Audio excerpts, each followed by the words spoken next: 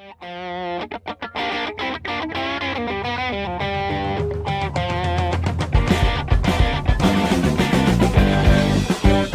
afternoon, everybody. Welcome to Trader Merlin Show. It is your weekend edition Friday. So cheers to all of you. I will raise a glass in your honor. This is, I'll give shout out to the whiskey purchaser here in just a second. But happy Friday, everybody. Today we're going with a gift from Christina. Thank you very much. This is a Pendleton whiskey. Very nice, very tasty. Gonna make my weekend even that much better. All right, we got a lot to talk about. So hello, future trader Jimmy, Michael, Thomasina, Sly, Ricardo, Lisa, and I'm sure many more will be joining us here shortly. And yes, Michael, I will talk about FTNT. I made a pretty big trade on that one today. It offset a lot of my losses, as you guys know. I mentioned that I had opened up a short position. When did I open up that short position? I think it was the end of day. I'm going to get my days right here. End of day Wednesday, I opened up a short position that was a 30 contract short on the triple Qs. Of course, Thursday markets rallied up really strong, and at the tail end of that yesterday, I added another 50 to it. So I ended up with 80 puts today, which obviously got smoked. I ended up losing about 6K on that one, so nobody likes to lose that kind of money over a 2-day window of time. However, the FTNT, Fortinet trade, actually worked out extremely well today. I'm sure some of you caught that one. We talked about that on yesterday's session on how I'd be most likely making a trade on Fortinet, and lo and behold, we did. But before we dive into looking at those trades and the other pieces which offset all my losses today, which is very nice, let's talk about a trading week wrap-up. And one hell of a week, goodness gracious. Did not expect this one. I actually had a lot of expectations about the way things were going to go. I was right on most of it, but didn't actually pan out exactly the way that I wanted to. So let's talk about this week's results. As you may remember, we had some pretty significant declines for the month of October, right? I think the S&P down over 5%, same thing for the NASDAQ, etc. Actually, I can read those numbers to you here, but I won't be able to show them. But let me bring this up right here. Hold on, as I get these numbers in front of me. Close that one out. So I'll read you the two sets of numbers because I think it's fascinating when you look at what happened from one month to the other. It was pretty crazy from what happened in October to just the last few days. So I think that these are actually right. I'm pretty sure that these are the right numbers. Anyway, let's start with the worst performer for the week. And I'll do two things. I'll read you what it did for the month of October, and then we'll talk about what it did for today. So the worst performer for this week, drum roll, the 10-year. Now the 10-year yield dropped 6.25% this week alone, which is extremely significant. I don't think people really understand how big of an impact that has. I know Tom was saying, oh, interest rates don't mean that much to business owners. I would disagree with that. This is a pretty significant decline. We were at, 4.93 on Wednesday and hit a low point today of 4.49. That's 50 basis points in 3 days. That is absolutely significant. Kind of strange to see it drop like this. I actually would expect it to keep rising, but lo and behold, we did sell off. Now, that's your 6.25% slide for the week, but remember, for the month of October, it jumped up 11.46%. So it's that 3 steps forward, 2 steps back kind of a approach for right now. All in all, looking still looking good, although I would argue that this pullback you see here, we did not close below this pivot low from October 12th. That makes it a little, it makes me feel a little bit better about it, but the fact that we knifed through those lows, we tiptoed through it, makes me a little bit nervous about that 10-year. I thought we would keep on going to the upside. Today is just an anomaly day, or actually anomaly week for equity markets, bonds, interest rates, dollar, etc. So we'll look at more of this detail here in just a second. Let's go to our second to worst performer for the month, or for the week. That was crude oil, down 5.56% for the week. Now, you may remember for the month of October, crude oil moved up 8.66%. So you've got 31 days where this thing moves up 8.66%, and then in a window of 5 days, falls 5.56. So the volatility this week has just been off the charts. Let's look at the price chart of crude oil. You can see here that it's just been on a continuous downtrend for the better part of 3 weeks here. So all in all, I think I got the wrong data. Hold on a second. That can't be right. That cannot be right if I do it on a monthly basis. Hold on 1 second. Let me make sure, because if I have these numbers wrong, then all is fraught. Yep. So some of my numbers are wrong. Never mind. I won't quote you what I did last month. I got the wrong numbers there. Anyway, I will keep going up this list because it is really crazy when you get to the beginning, the high points of here.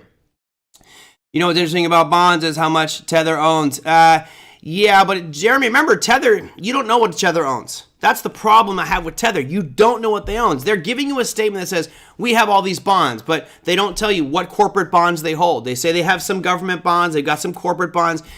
They're not transparent in their bond holdings. That's what scares me about Tether. Not the fact they own bonds. I just don't know what they own. They could be buying absolute junk bonds trying to get high yield on their stablecoin investment. That's why I wouldn't touch Tether with a 10-foot pole. I hope Tether goes away or at least gets more transparent so we know exactly what we're buying with that garbage stablecoin.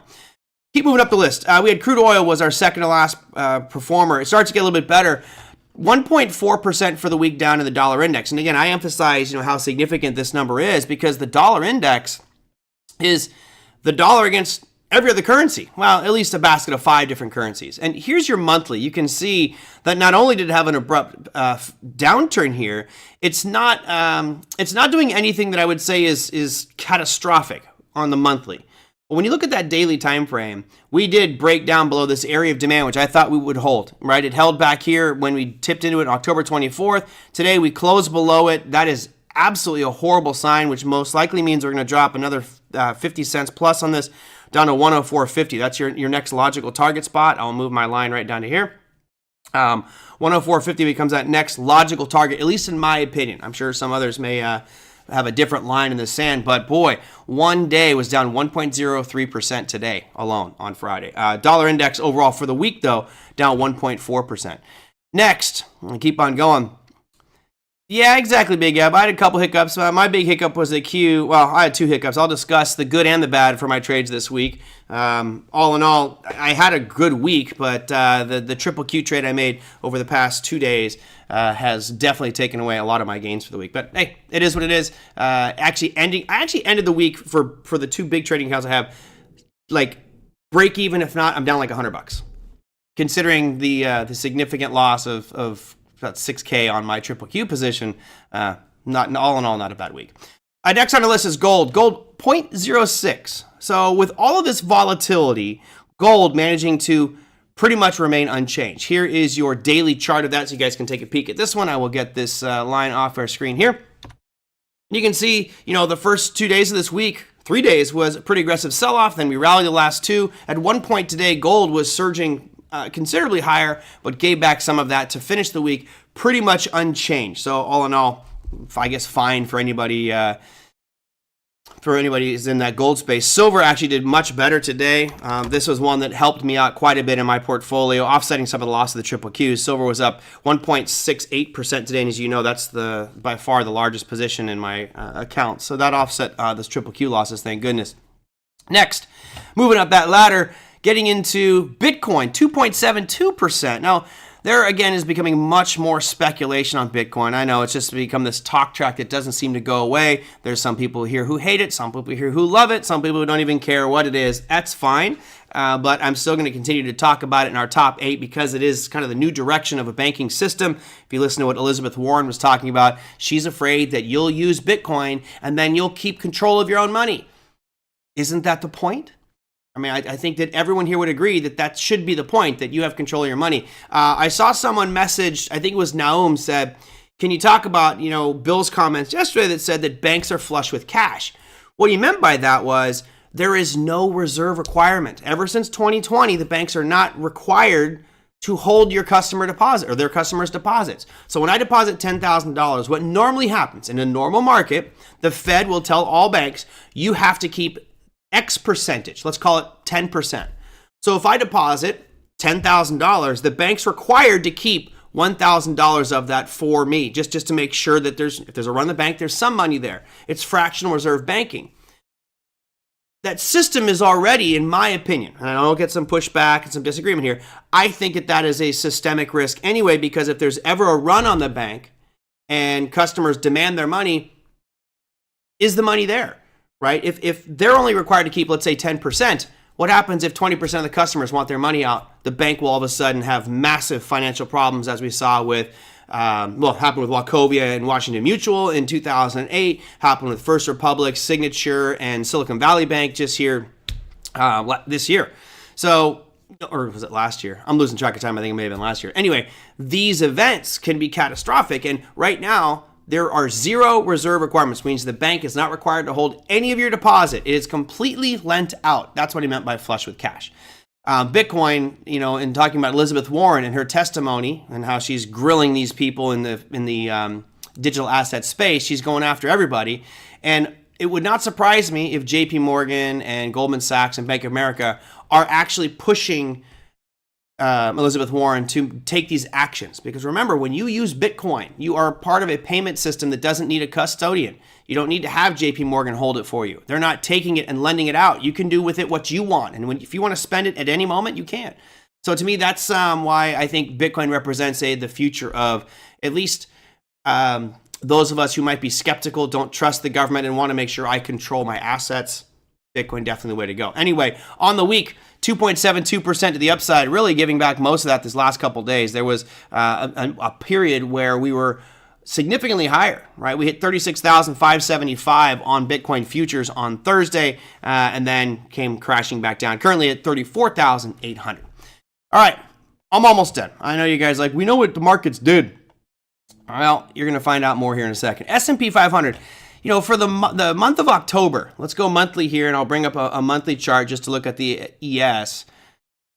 Notice what we have here. We have an engulfing candle. These are monthly candles, by the way. So this month, which is only 3 days old at this point, has already moved up and erased all of the losses that the S&P incurred for the month of October. That is pretty freaking phenomenal from a market gain perspective. 5.83% move up already this week. Now, I would say for the month of November, but remember, we started this week on October 30th. So, yeah, actually, this actually does start on for the month of November. So, yeah, in 3 days, we've erased all of the declines of the S&P 500. Pretty amazing. But we're not done yet. There's more. We have two left. NASDAQ 100, 6.45% pop to the upside today in this week. And look at this engulfing. I mean, my goodness, what a phenomenal looking chart that is. That is an extremely bullish sign. Some people thought that this was a bullish flag pattern on the monthly. For those who may not know what a bullish flag pattern is, it looks like this. There is your flagpole, and then you would draw a channel that goes through the lows here. Oops, through the lows here. Come on, Merlin. There you go. And through these highs here, right? That's the general gist of what a bullish flag formation looks like. And we haven't broken out of it yet. So keep your eyes on this one next week, over the next couple weeks. I still am in the camp of I think we're going to be going down here. I'll back that assumption up with some economic data here in just a minute. But, when you look at a pattern like this, the expectations are with a bullish flag that it will move the distance of the pole once it breaks. For those who are wondering what that might look like, it will be roughly... Let me get these lines exactly right. That would put up the NASDAQ to 20,556, which would be a gain of 34.85% from current levels. I think that's a little lofty, but hey, somebody might want to be making those kind of trades. So go for it if you want. I personally don't think we're going to hit those levels. Anyway, that was your NASDAQ on the monthly. The week of it is just absolutely crazy. It drives me nuts, right? It drives me nuts because I was long on Monday, I was long on Tuesday, and I closed my trades out Tuesday because I just didn't have the stones to hold on. Holy cow, what a different week this would have been if I just kept those call options I had on the NASDAQ. Unbelievable. Unfortunately, 3 words that don't exist, right? Everybody knows that. 3 words mean nothing. Should have, could have, and would have mean absolutely nothing in trading and investing. And yeah, man, well, this last 3-day run for the NASDAQ, unbelievable. Now, keep in mind, we are coming into this downtrend line, although that's not drawn correctly. If you want to draw it correctly, let me zoom out here just a bit, because if you're going tails to tails, that's where the line looks. If you're going best fit, it's going to go right through here. So whether you take the red line or the blue line, we are coming up to an overhead downtrend line on the NASDAQ.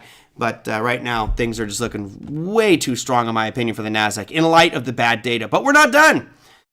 You might recall earlier this week, we had looked at the NASDAQ. We looked at the Russell as well. And I said, probably the better trade that's going to be this week is on the Russell because they're coming right down to the lower end of that range at 1650. Hasn't been able to break that one. That'll probably be a good buy. Unfortunately, I went with the NASDAQ, which I still had a great trade on the NASDAQ. It was a great rate of return for just 2-day trade. But the Russell 2000 for the week, my goodness, what a monster. You had a 7.37% gain for the Russell for the week. Let's bring up the RTY futures here so you guys can see that. I need to get sound effects on this program because this should be followed by hallelujah, hallelujah. Oh, Lisa, is that a green line and a blue line? Thank you. Thank you for reinforcing the fact that I am very colorblind. Let me see. Is that really green? Huh. Yeah, I guess now that you mentioned it, I guess that's green. Okay, the green line. Oh, the beauty of being colorblind. Yeah, I wish that all trading platforms just had black and white candles. They're so much easier to see. I love black and white candles, but yeah, I'll keep them as red and green. Or yeah, they keep them as red and green.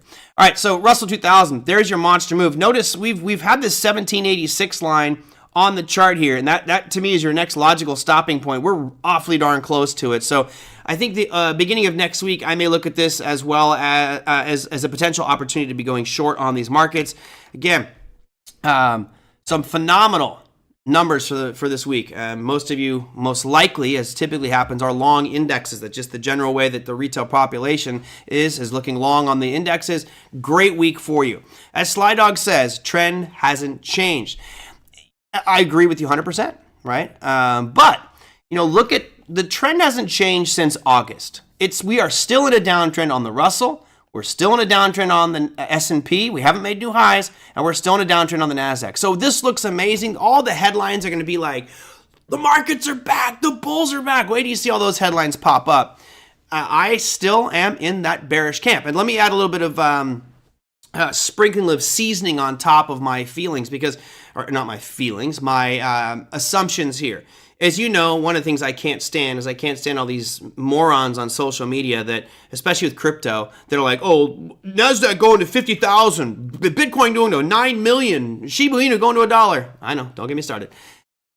Well, everybody can say what they think is going to happen, and I recommend all of you do. I think all of you guys should come up with an idea of why something's going to go to a specific price point, and then back it up with facts. Right? Back it up with facts, statistics, numbers, charts, trends, indicate whatever you want to support your argument, but don't just throw something out there like, oh, I think it's going to go down from here. Well, why? I could make that argument on the Russell, for example. Well, why do I think it's going to go down? Because the trend has been down and we're coming up in overhead supply. So even though this is totally fighting the trend, I was so close to pulling the trigger and taking home some, buying directionally some puts on the Russell. But given the pain I endured on my triple Q trade today, I just said, no reason to get too aggressive there. I'm not going to do it. So, I definitely have some thoughts on where these things are going to go. I agree with you, Sly. We are still in downtrends on the major market indexes. So until we start breaking these pivots, which for me, this pivot on the Russell, that's actually S&P is a more important pivot. If it gets above 44.30. Then all of a sudden I would say this downtrend we've seen in place since July is broken. But right now, it's still intact. Shorting is still my bias. Okay. I will get to Sam Bankman fraud in just a second. Let me... did I get to this thing here? Naum says...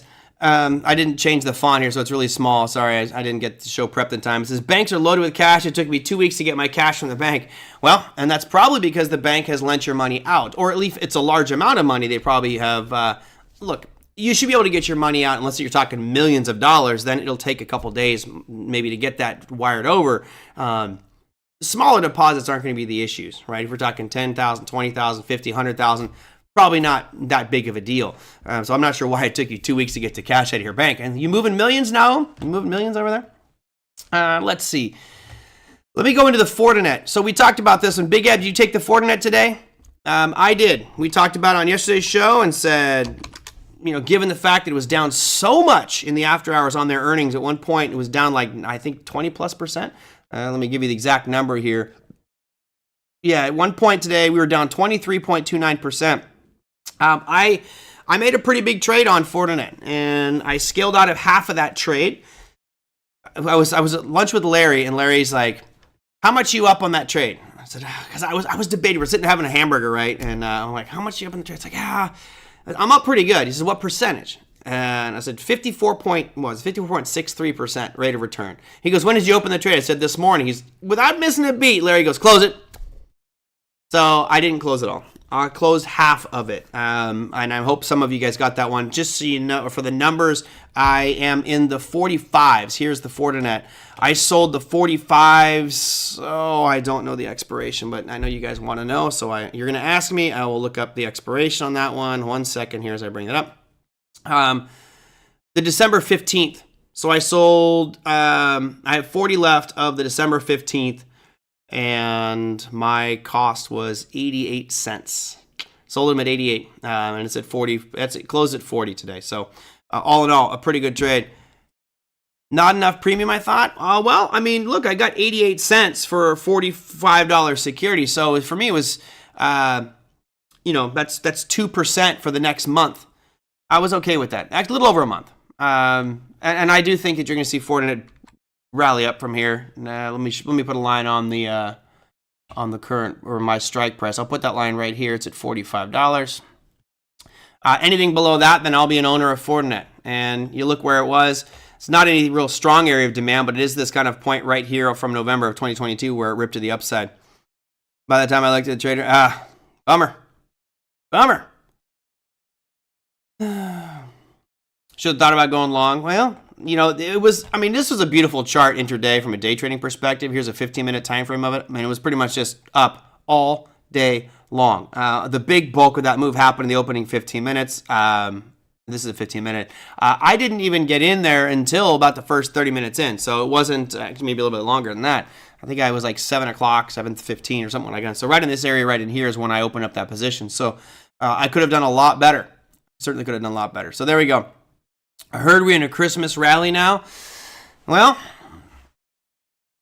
it may sound great to say we're in a Christmas rally. I don't think so. I don't think that the data has proven to us yet that this is that holiday rally.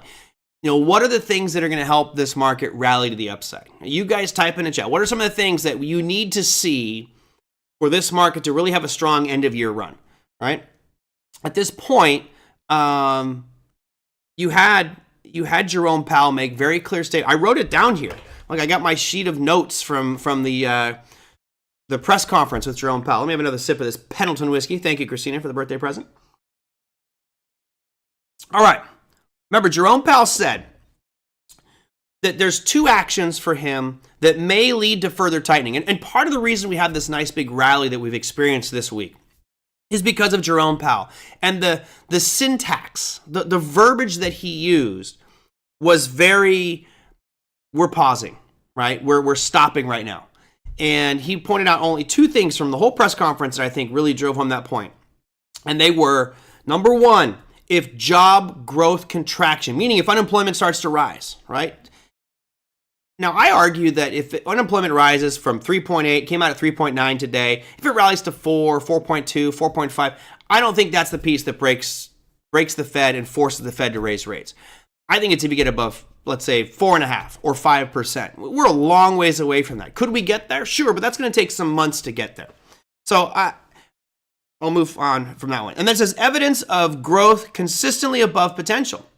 Well, evidence of growth consistently above potential would be all the economic data that we look at on a regular basis on this program, right? I look at it every single day. I try to bring up economic data to help everybody understand kind of what that big picture looks like. So let's look at Forex Factory real quick and just see what came out today. This is what surprised me more than anything, is the way the markets reacted today based off of economic data. So here's what came out this morning. You have average hourly earnings. Hold on, should be, there we go. Average hourly earnings. Earnings declined for the month. Now, it's not a huge decline, right? It said the expectations were that earnings were going to increase by 0.3%. Well, we increased by 0.2%. So increasing in earnings is happening, but not at the rate, which to me equates to people have less money to spend. Non-farm employment change. They're expecting jobs to contract from 297,000 to 178. So a decline of 120,000 jobs. Well, it declined by 150,000 jobs. So 30,000 worse than expected. So these two pieces of data to start today were bad from the get-go. Then you had the unemployment rate. They thought we were going to stay at 3.8%. We jumped to 3.9. So you're starting 3 pieces of bad information. You had final services PMI, which is a measure of health and expectations in the service industry. Well, we're expected to stay at 50.9. We dropped to 50.6. We're getting lower. Same thing on ISM services PMI. So I have 5 pieces of bad economic data here. So that's not a good sign for the economy. That's a sign that the rate increases are hurting. So in essence, what I have, based off of Jerome Powell's comments, which said there's 2 things really that will cause us to raise rates, we have a mixed bag. On one hand, you have a softening of the job market. That's evident by rising unemployment. Went from 3.8 to 3.9. You saw the ADP non-farm employment change. That dropped significantly, meaning fewer jobs. So that trend is starting to look like softening of the job market. The economic data on one hand, though, is showing weakening, not strengthening, right? To bolster the argument that Jerome Powell said, you'd want to see services PMI numbers surging higher. So instead of going from 50.9 to 50.6, maybe jump to 51, 55, 54, whatever, see them increase. You want to see average hourly earnings surge as well. So all in all, we're kind of getting a little bit of a conflicting picture. But we also got, our most recent GDP number was 4.9%, which was considerably higher than expectations. So, actually not considerably, it was higher than expectation. So we're kind of stuck here. And what did you guys say here? Jeremy says consumer confidence. I guess in a way you could say consumer confidence is something that you would need. But all in all, consumer confidence to me means that people are going to go out there and spend because they feel good about the economy. So if people are not confident, they're going to rein it in, hopefully. If they're smart with their money, as they should be, they'll rein it in, cut their spending, and make sure that they have a cushion if the economy does slow down. So sure, okay, I guess we could say consumer confidence should be moving to the upside and increasing. What else do we have? Manatee says it was a short-term rally. I believe so, but until we have time behind us, I don't know. My gut tells me that this is just a knee-jerk reaction. I'm looking at bad economic data. You had Apple's earnings. Let's take a peek at what happened with Apple. You guys all know what happened with Apple. Oh, by the way, you might remember at the beginning, I think I did it last Friday, I said, next week, I'll make some trades on Monday and Tuesday, but I'm going to go real light on Wednesday, Thursday, Friday, because I just don't trust what comes out of the Fed's mouth. I don't trust the volatility. It could go anyway, which happened. And then I said, I got to be really careful on Thursday and Friday because of Apple. And I said, I think Apple is going to miss earnings and drag the market down because they're going to crash. Apple was down 4% pre-market. And I was sitting there going, boom, shakalaka, here we go. I'm going to watch this NASDAQ tank. And the NASDAQ just, shake it off, like didn't even care about about Apple. That part I don't quite understand. Here, look at the chart of Apple tank. Here's your 15-minute. Well, it does look like it was up. Apple was still down at 0.5 percentage point. And remember, it's 11% of the index. 11% of the index. Hey, John, you too. Have a fantastic weekend. Yeah, it's 11% of that index. That's a heavy weighting, and it was down. So you would think that would drag the index down. Well, NASDAQ didn't even care about it. NASDAQ could care less what happened with Apple, which really surprised me. I was right with Apple. I should have traded just Apple as opposed to the index. They lowered their guidance as usual, which is why they beat earnings. Apple is the master of lowering guidance and then beating those numbers. So it's like, oh yeah, Apple beat earnings. Yeah, but they lowered their guidance. So, I've made this analogy before. It's like going to a hurdles race, which I think we looked this up. One of you looked this one up. It was like the hurdles are 3 feet 6 inches tall? Or 3 feet 8 inches tall or something? I think 3 feet 8 inches tall. It's like saying you're running the hurdles and you keep hitting the hurdle, knocking it over. Well, just shorten the hurdle. Make it 3 feet as opposed to 3 feet 8 inches, and keep lowering it until you can get over it comfortably. Now you get your hurdles at 12 inches, and everyone's like, "Yay! You're going over the hurdles! Yay!" It's like, yeah, but they're 12 inches tall. That's not official. That's nothing big. Who cares? If Apple didn't inflate the NASDAQ, who did? That's what I'm wondering, Tom. I literally I'm scratching my head today, going, how the hell? If you look at Microsoft. Microsoft was up 1.29%, which is still less than the NASDAQ, right? NASDAQ, if you look at the ultimate numbers, 1.21, okay? So Microsoft was right in line with that. There's Amazon, 0.38, so it wasn't Amazon.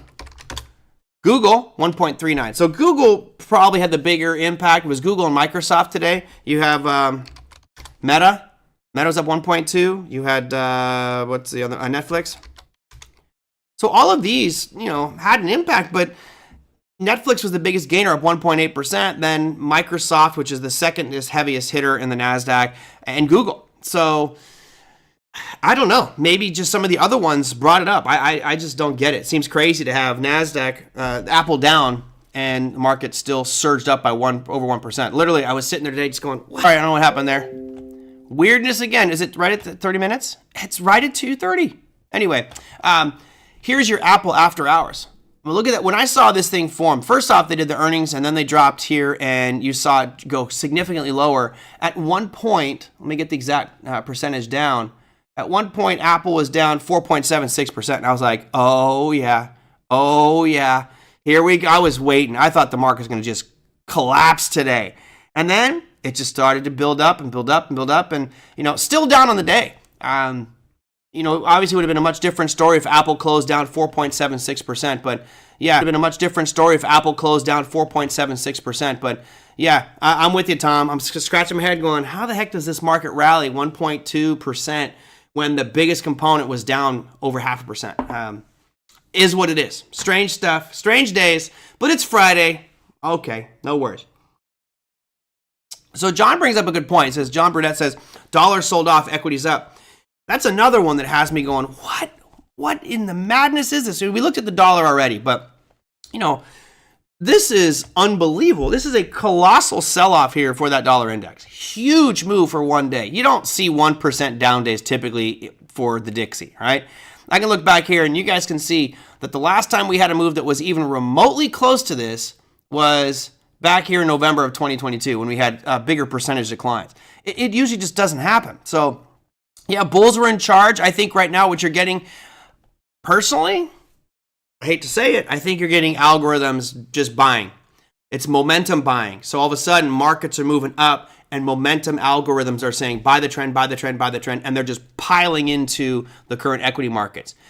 That always works until it doesn't, right? At some point, those algorithms stop buying. Maybe they run out of capital, but look at our current charts right here. Volume isn't really anything more substantial. So it's like you have the combination of slightly higher volume and maybe, just people aren't selling, which could certainly be it. But I think that this is I'm not going to say a false rally. Obviously, it's a legit rally. It's that people are driving it up, but I don't think it has staying power. I don't think it has legs. I think the economic data is going to push this one back down, but I got to be careful with that one. Let's see what else do I got here. Sometimes I think an index move independent of the stocks and stocks catch up later. And maybe, sometimes it is hard to figure that one out. Oh, Joachim, thank you very much. Cheers, my friend. I appreciate that very much. Always love the contributions. Thank you very much. What else I got? Comments from here. Not a smart leaning. S&P and NASDAQ was down first thing this morning, and then it started to rise, and I sold up. Good. It just kept on rallying too. I did not see it. I shorted, as I mentioned, Wednesday on the close, expecting there to be a sell-off, a little bit of a sell-off. And then I added yesterday going into the close because we rallied up too much. And at this point, I think we've definitely exceeded expectations with regards to a market rally. I mean, this move up has been absolutely fantastic for anybody who's bullish. And I'm lucky enough to have caught the first couple days. I definitely got the full brunt of the first 2 days, but boy, I really wish I had the second. I should go back and look and see the options that I had, what the premium would have been if I sold today on the close. Anyway, what about all the gaps up in the SPY and triple Qs alone this week? Exactly. That has me just another piece that has me perplexed. I mean, if you look at the triple Qs, gap ups are no big deal, but we've had 1, 2, 3 gap and goes this week. Typically, those are what are called novice gaps, and usually it will come back down the other way. I'm waiting for a professional gap. My guess is Monday you're going to get a professional gap. We're coming right into overhead supply. We'll probably gap down, and then you'll see some aggressive profit taking. But did you buy the QQ puts for February 24th, Merlin? The ones I had and sold, I believe that those were for January. Off the top of my head, I can't remember, Big Eb. I bought them on Monday, sold out on Tuesday. So it was a very quick, short-term trade. But I don't remember. I think I did buy... It's either January or February because I wanted something that was cheap premium, right? I wanted to buy out of the money. It was cheap, and the percentage rate of return was phenomenal on those ones. Yeah, it's either January or February. I can't remember. Tom says, I hear 80% of trading is algos, so you have computers buying, selling, so they should learn what each other does and naturally collude, and maybe why we see nice channels. Yes. Somebody, maybe it was on here. I don't remember where the conversation came up, but maybe it was you, Tom. I think actually it was you brought it up and said, 80% of the market's algorithms, what does it matter what we do? Why does supply and demand matter? Well, you got to program the algorithm with some information, and typically that's going to be using, most of the time it will be based off of some indicator-based system, moving averages or stochastics, things like that. If I was to design an algorithm, it'd be really simple. I'm going to be a trend-based algorithm, and until that trend is broken, stay in that direction of the trade. In this case, you had a pretty aggressive rally, and once the market starts buying and just goes crazy buying, like I think it did this week, those algorithms they're not going to go counter trend. So they're just buying into this thing as it comes. And I do believe that next week you'll see this stall. I think that, once the algorithms can pause because the momentum is not going to be there on Monday. Well, maybe not. We'll see. Then all of a sudden you'll get a little bit of a profit taking. And once that does, then the algorithms may chase this thing to the downside like it did a couple weeks ago. So fun times. Good volatile times for our marketplace. Hope you guys did well on that one. Yeah, the only puts I have open. Well, I've got several different put positions open. I have XLY puts open. I sold calls against my silver. I've got a bunch of different positions, but the big positions are closed except for Fortinet, which I still have 40 put options at the $45 strike price expiring December 15th, I believe was the date for that one. So. I've got probably 20 different positions open just in options alone, and the vast majority of those are going to expire on November 17th. Did SPY hit the trend line? Yes. So we'll go here, the ES. Actually, I'm sorry, no. I forgot, there was a couple different ones. So this one's a little challenging, Manatee, because, trend lines are difficult. Like, where do you draw them from, right? Some people say you go from peak to peak. If that's the case, we're not even close to the trend line.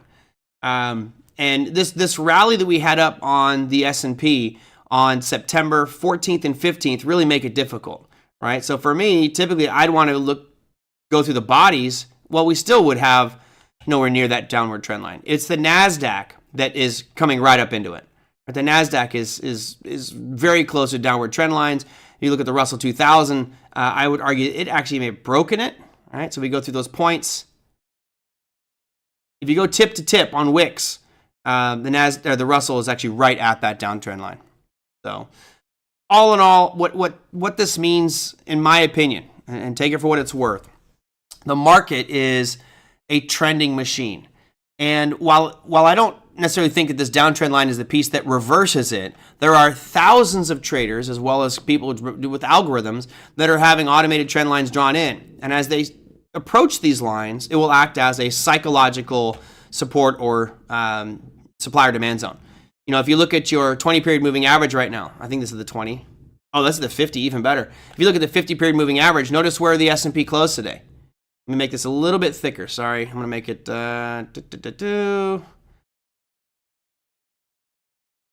Well, there we go. I'll make it there. There. We closed literally right on the 50-period moving average today, and the 50-period moving average is trending down. So while these trend lines are great and all, it's easier to automate a moving average system. That's kind of why I like looking at this, right? I really like looking at moving averages from an algorithm perspective, because drawing the trend lines in, very subjective. We can look at it and go, oh yeah, that's where I draw it. Well, with a moving average, it doesn't matter. It draws itself. And this is easier to program into a system. And notice how many times in the past 2 months we've respected this 50-period moving average drifting down on the S&P. So that's another factor there that I believe is part of the reason we're going to see this thing slow down next week. Same thing. Actually, the NASDAQ broke above its 50-period moving average. S&P's hit it. The Russell is just below it. Just below it. Man, the Russell's been trending down below that 50-period moving average going all the way back into August. So all in all, looks pretty good. There are slow trend lines and fast or steep trend lines inside those. Yep, absolutely. A good program design would basically say, watch the market, learn, and make money. I wouldn't need to feed it supply and demand zones. Well, you'd have to teach it. You'd have to teach it, Tom. when you say basically watch the market and learn and make money, yes, but it needs to know, what am I looking for, right? I think you need to tell the computer, or at least the algorithm, what mechanisms to follow. Are we looking at technicals purely? Am I looking at different indicator-based pieces? Am I looking for specific, programmable? Maybe I take OTA's core strategy and put it in to the program and have it automate, look for those types of things based off the precise definitions that OTA uses. Sure, you can absolutely do that. Manatee says, do you use SMAs or EMAs? If I'm short-term trading, like intraday, like on a 15, hourly, 5-minute chart, I'm going to be using an EMA, exponential moving average. When I look at dailies, I always use simple moving averages, just on the dailies, weeklies, the bigger time frames. And the reason for that is most of the technical indicators that you look at, MACDs and stochastics, Bollinger Bands, they're based off simple moving averages to some extent. So I want to look at what everything else is looking at. That helps me anticipate where the markets may react to price. We already talked about Bitcoin. Let's see. What else do I got here? Got a date with a new Les Paul. Got a jam, literally. Awesome, Big Eb. Have a fantastic weekend. Are you playing a gig somewhere, or are you just going to go out to the beach and enjoy the beautiful sunset and play some music? Well, that said, let me... I want to make sure I got everything out here.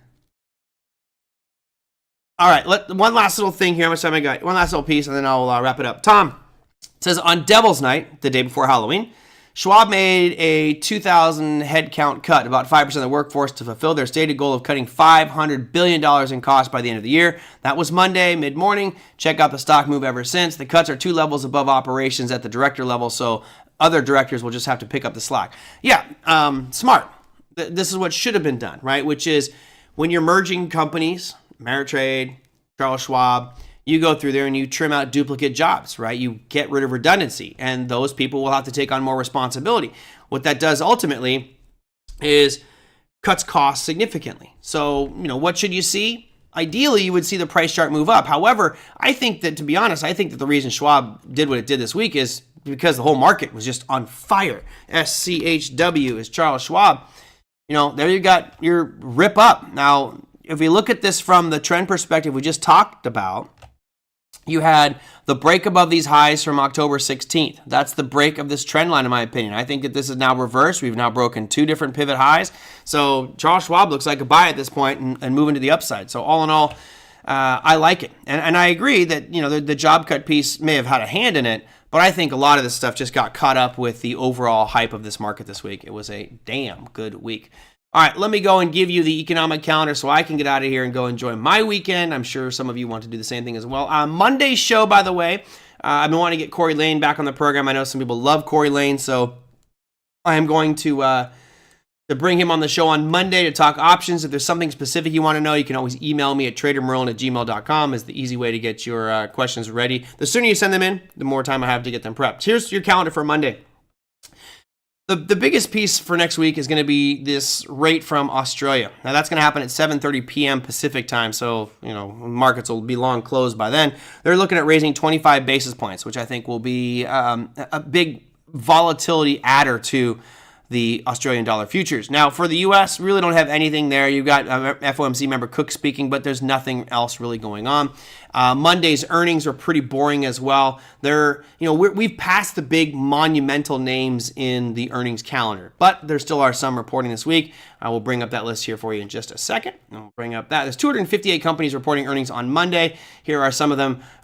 Income Realty, TripAdvisor, Vertex Pharmaceuticals, NXP Semiconductor, and that's pretty much it for next week. So there's your earnings calendar, all your basic data. Tom said I'll need to email you about that programming without preloaded inputs. Cool.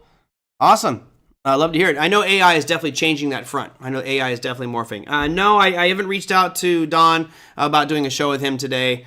So I'm probably not going to do a show with Don, but I'll reach out to him this weekend and see if we can get back on track to do a Friday show for you guys, because I definitely do enjoy the shows with Don when we just talk markets and go over our trades and opinions about the marketplace. And I think some of you like that one as well. So that's going to do it for me, everybody. If you have any comments, questions, feedback, I would encourage you to go to any of the YouTube videos, put your comments down there like Naum and Tom and Les regularly do. Put your comments down there. Whatever topics you want me to talk about with Corey Lane on our Monday show, I will get to that one. As Lisa says, hit that like button. If you are new, hit the subscribe button. That always helps me out. If you feel this might benefit one of your friends or something, share this with them as well. So cheers, everybody. Have a fantastic weekend. Do something fun. I'll see you on Monday.